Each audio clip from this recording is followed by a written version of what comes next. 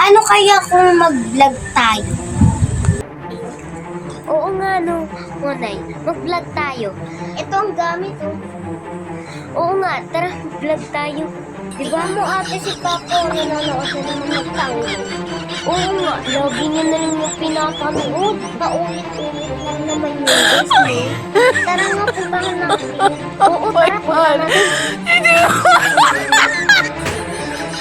Papa, nanonood ka na naman ng tango. Paulit-ulit lang naman yan. Ano? Ay, yan ang paborito kong panahon. Papa, si Renz, nagmamas ka. Oo nga eh. Hindi kasi alam. Patawa. Kumbaga patawa kasi nila yan. Tignan mo, si Ren. Siya yung liit-liit. Nakakagawak ng bag na malaki. Tapos,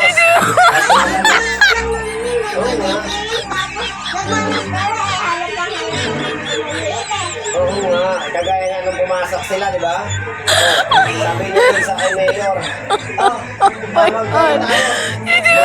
Magsuot lang tayo ng maskara para hindi tayo makilala ni Papa. Eh, obvious naman talaga, anak. Kaso lang, talaga lang ganun. Oo nga, Papa. Paulit-ulit na lang yung palabas na yan. Lagi mo na lang yung pinapanood. Ganun talaga, anak. Palabas kasi nila yan eh. Ganun talaga. Ibig sila kumulita eh. Ginagawa tayong tanga-tanga manunod. Sa kanila kasi anak, mabusisi at saka maganda budgetan.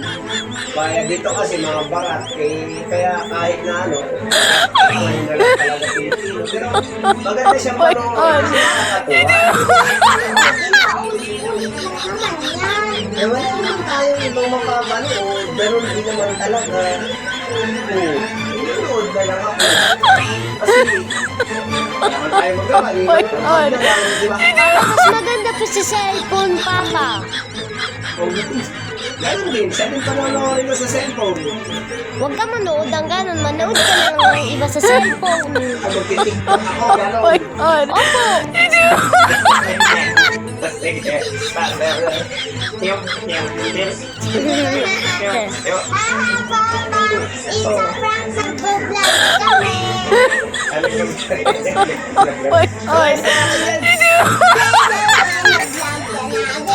ilagay mo doon, bukasan.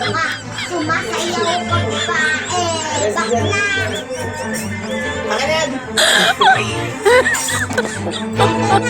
Akin yan! Loko-loko pa mga to. Tinilan niyo ba ako Naglagay pa kayo rito talaga ha? Pinasayaw niyo ako. Eto, mamasta ka dyan. Tila niya. Tila. So yun, mga to.